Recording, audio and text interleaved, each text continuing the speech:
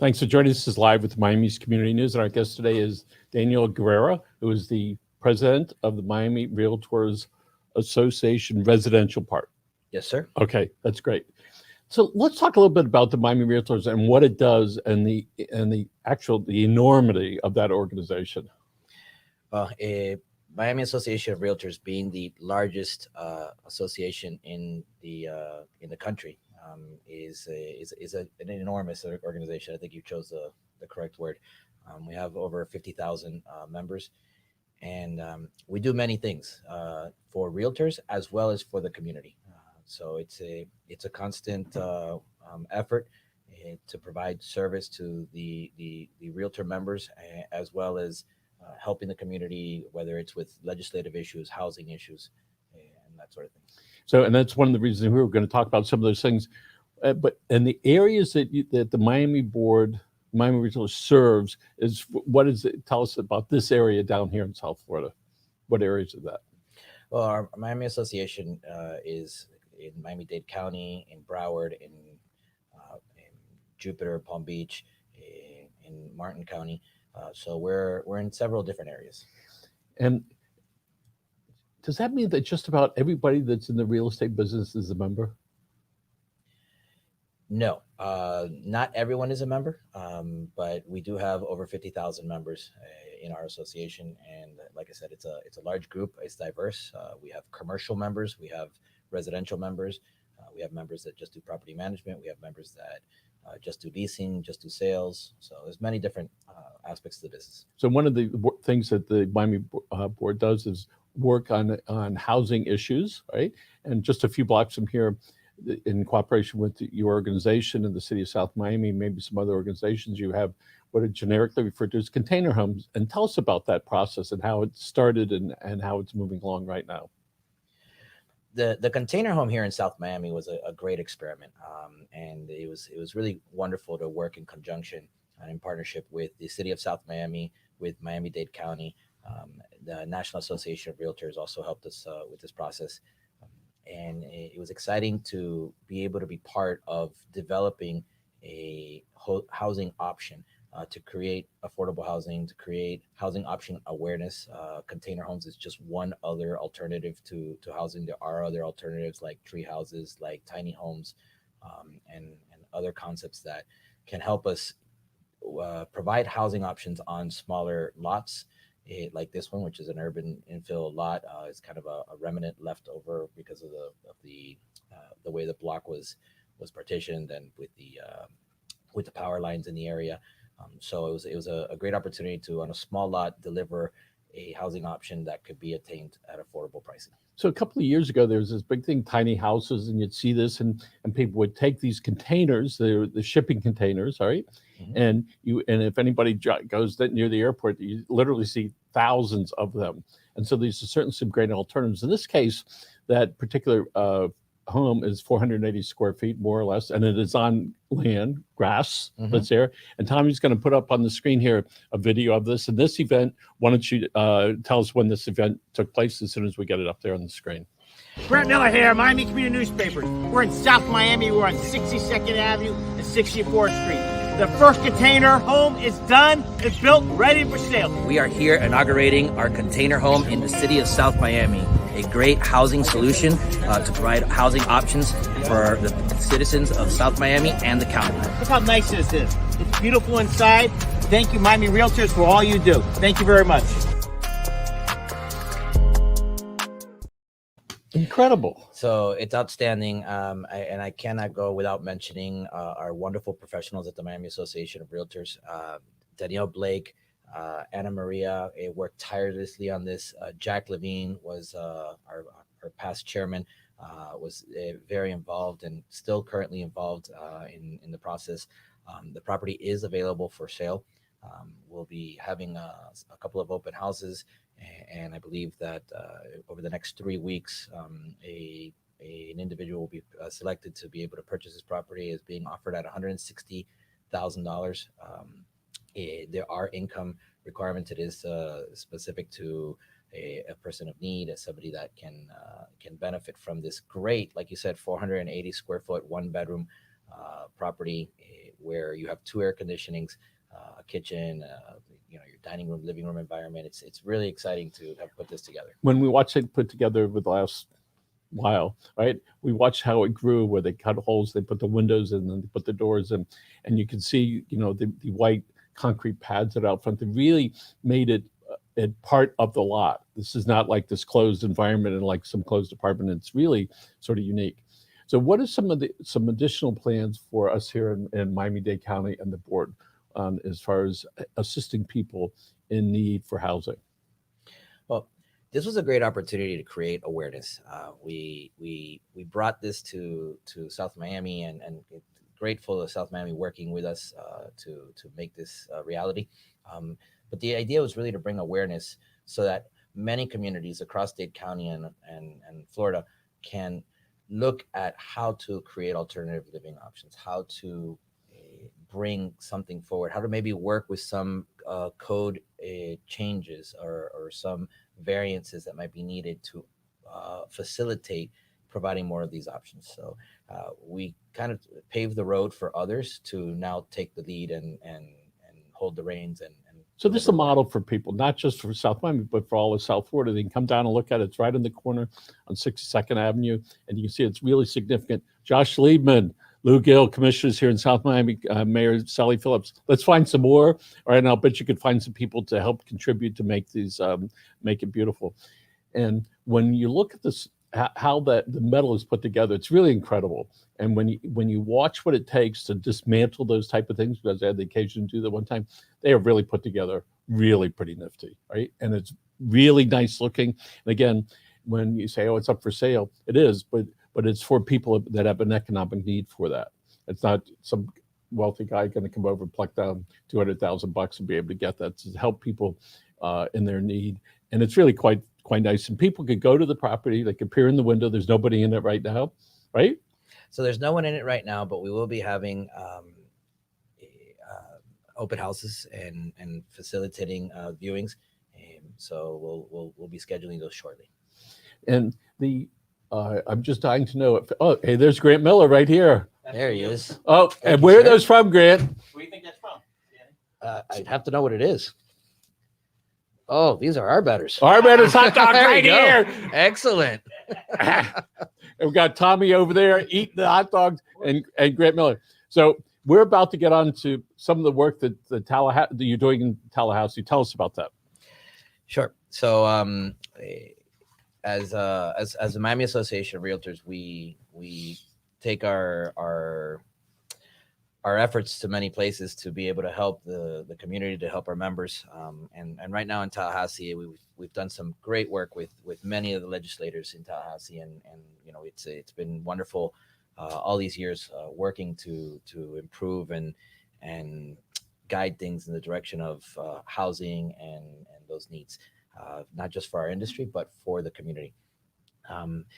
We are currently involved in an issue there with the Sadowski funds, which, as you know, were brought around in 1992. And the intention was to create housing dollars for housing. And currently, and for many years, those funds have been reallocated to the general fund to balance the budget, to the tune of $2.6 billion. Have been lost from housing going into. Why don't you say that one more time so people can grasp what's been done? $2.6 billion. They went from over here, they're supposed to go into housing, and where did they go? To the general fund. So and all due respect to our legislators, they raided that fund. Well, we get to say that. What I'd like to say is that we are working towards keeping housing funds for housing, and our intention is that we get a ballot initiative so that the community can work towards helping with this process as well. And so we are leading a ballot initiative to get signatures. We need 1 million signatures to go ahead and put this on the ballot, and we need them by December. So we have worked very hard to put together the funds and the efforts to get this information out to the community. Because we need to work on affordable housing, we need to work on housing, and we want to make sure that housing funds stay in housing. So Why would the average guy care about this, and why should he, or he or her? Why should she care? Because our community is diverse. Our community has all sorts of individuals that make our community what it is. Our community is special in many different ways from all the people involved. And housing is important. Housing is important at all levels, whether it's at a lower price, at a median price, at a higher price, or at an uber high price. If the housing funds were intended for housing, and that was the whole basis of this in 1992, we want to make sure that it stays that way. Okay, and as we know, a lot of the cities always have built into any new developments. They have to have a certain percentage of affordable housing, workforce housing, and market price. And we see that more and more in the last 10 years. And certainly, we hope that each of the cities factor that in. And the average guy, he should want this, so that why specifically is he going to sign this petition? When this was done, the taxes collected on your purchase or sale of properties was these stamp taxes were to go ahead and go towards housing. That was the intention. We've been paying them for years on every transaction, and we just want to make sure that those funds stay where they're supposed to go, which is to housing. Yeah. So, and speaking of housing, let's talk a little bit about the tragedy of Miami Beach. It's definitely difficult. It's a tragedy. Our hearts go out to all affected, the individuals in the building, the families outside of the building. It's with great concern that that our community is going through this. It is wonderful to see the outpouring of the entire community, how everyone has come together and supported and helped. The collection of food, supplies, the first responders coming in from around the world to help and support in the efforts of rescue and investigation. It is something wonderful to see everyone come together to help in such a tragic, complicated moment. It hits nearer to home. We personally know several people in the building, and we have been helping to work with others to provide housing. The community has stepped up, and housing has been made available, temporary housing for the individuals that are affected and need it. And it is outstanding to see everyone come together, but it is definitely a trying moment for us, and I'm happy to see people come together. As I mentioned, we know individuals personally. Several people from our high school were affected in the building. One of them in particular is Edgar Gonzalez. His wife and daughter thankfully have made it out of the building. They are in Jackson Hospital currently, and we are doing a GoFundMe for them. So if anybody can help and support, we definitely encourage that. As many other organizations are also helping and supporting. So there's many charitable opportunities.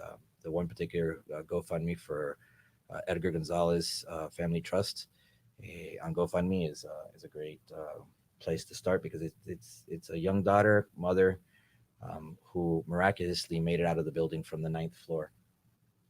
Wow, a miracle. Absolutely. It's a miracle and a tragedy. I'm sure that the investigation will go on, and more will arise, and we'll see what comes from this. I think it's important to note that this is the only residential building in the United States that has had a catastrophic failure this way. And I believe there was only another building a federal building back in the 70s that had a failure, but that was, I think, due to carloads miscalculations. And I believe in '97 there was a building that was being demolished along Key Biscayne that during demolition had a failure. But to have a residential building with a non-event have a catastrophic failure is definitely not common. And getting onto something that's really touching for most of us when we think about the world in the last 15 months, and that we have these first responders, the firemen, the ambulance, the police, the healthcare workers, and all those people that were out there, day after day, month after month. And now we look at the first responders out there that are there every day, all right, and out there digging. I just can't fathom what that is emotionally, what that must be like. So this is a really big moment for us as a community to say, look what we've been through, all right, with COVID. Look what just happened, all right, and to realize that we are a strong community and we rely on each other. And this is a really good time to give your time, energy, money, uh, so that others can benefit from that. And whether it's food or money or books or a conversation, this is a really good time to participate in that. So um, let's talk again back to the type of charitable work that the Miami Realtors does over all these years, because I know that you're involved in a lot of things. You have a lot of good feel-good activities. Why don't you share with us some of those things that happen? Miami Association of Realtors, the National Association of Realtors, Florida Realtors have many charitable efforts, and they're all different. From Silent Angels, which help individuals in need, to housing efforts, not only in protecting legislation like the Sadowski funds and what's going on with Tallahassee and this petition, which please, if you can, take the time, fill out the petition. It is for registered voters in Florida to fill out the petition, and encourage your friends to do that as well. And where It's can an they get important this? issue. We provided the link, and I believe it's being shared. It's housingfundsforhousing.org. And if you click on that link, it's just an easy form to fill out, and all the instructions are there on where it needs to go. Um, and again, talking about the charitable support that has happened with the tragedy with the building collapse. Again, there's so many groups coming into Florida to help. And like I said, many of us are connected to the building in our community. Even in our company, we have an agent whose daughter is also missing from the building, and so we're still praying for a positive outcome on that. Oh, these are such sobering moments. I just, Yes. so here we are now, almost the middle of the summer. School's going to be back in session in 7 weeks. Hopefully, first time essentially in 2 years, and things will return to whatever normal that's going to be. The people seem to be moving to Miami like crazy, and Miami is still a wonderful place and will be for years and years and years to come. Um, if we could just touch a little bit about if the board is doing anything to try to speak to big organizations to get them to move their companies here in places. You guys work on things like that? What we do is we provide information that I think is used by many different groups that work on that.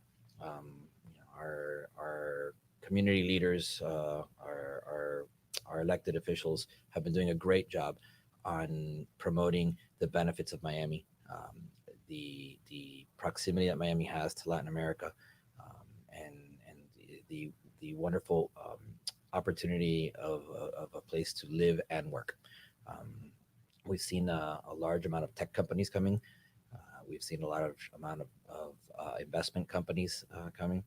I think we have about $150 billion are being managed from downtown Miami right now. Amazing. I think it's just great to see these new sectors growing, and that's bringing new levels of income. So our median income will be increasing, I imagine.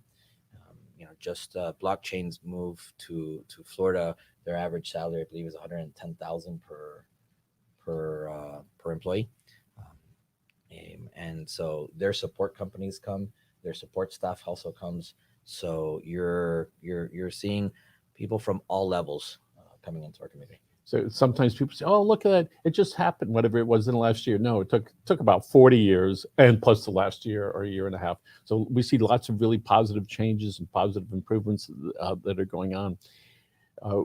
We like it when organizations that understand part of the basis of a community are active in politics, because it gets to set the stage so that the elected officials can assist in people's livelihoods and to cover the things that need to be covered. Again, as I mentioned about South Miami, and I see it with City of Miami, we need more housing. This is the type of housing that we need. So I hope that the City of South Miami and some of those odd lots that are here, that they can figure out a really good way to do it. Again, folks can go online to the Miami, is it Miami, what's your website?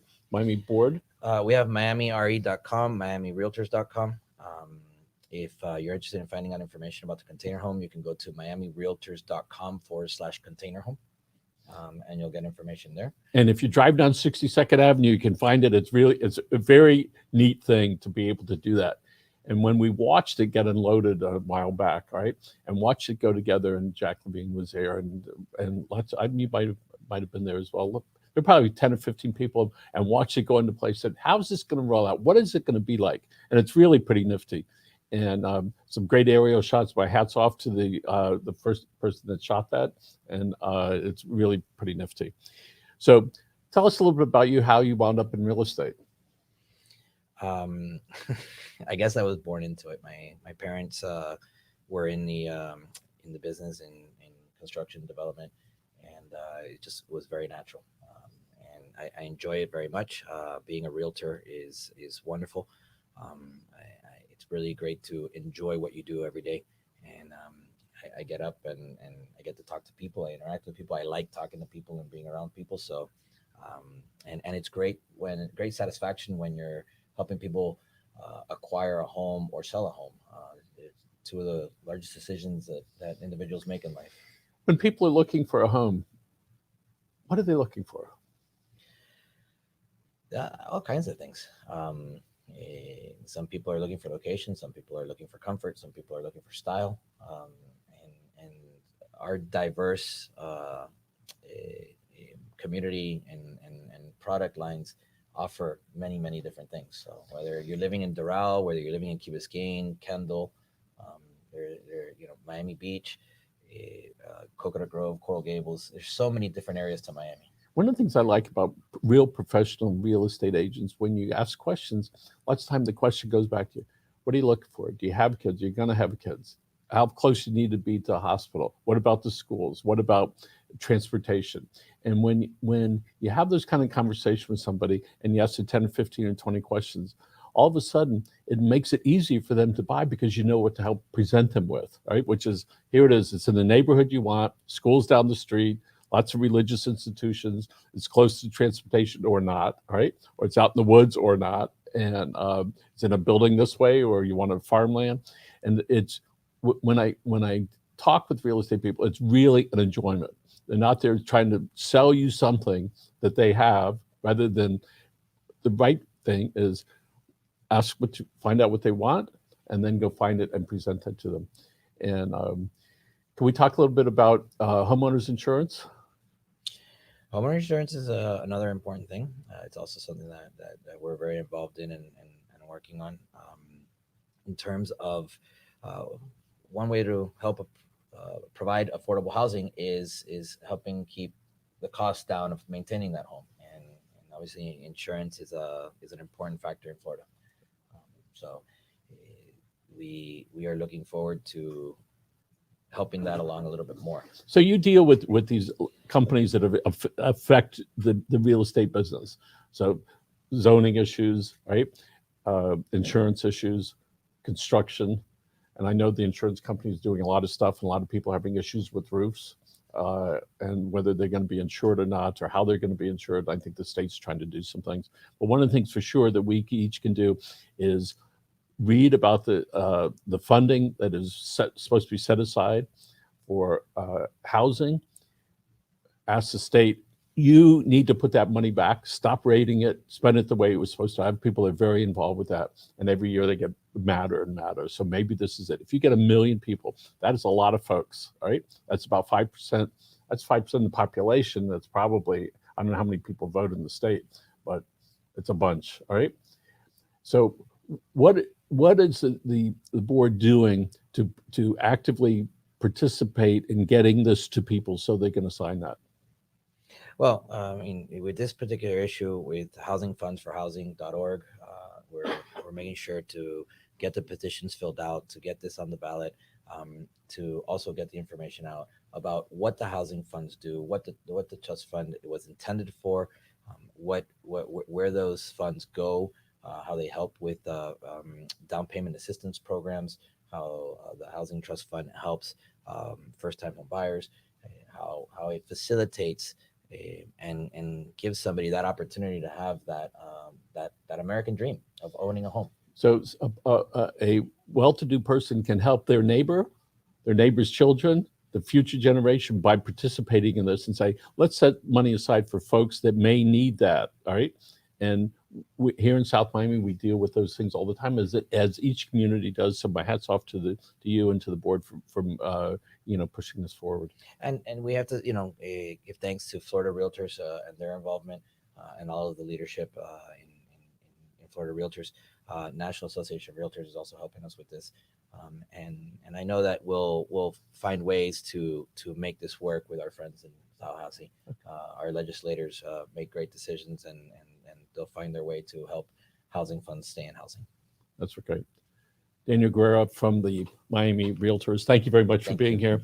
And Tommy, thank you very much. And we want to do a shout out to the mainland Marlins. You can find them on where podcasts are shown everywhere. That's Tommy Steele, all right? And this guy knows more about the Marlins than the Marlins themselves. Folks, have a great day, and thank you very much for your time. Appreciate it.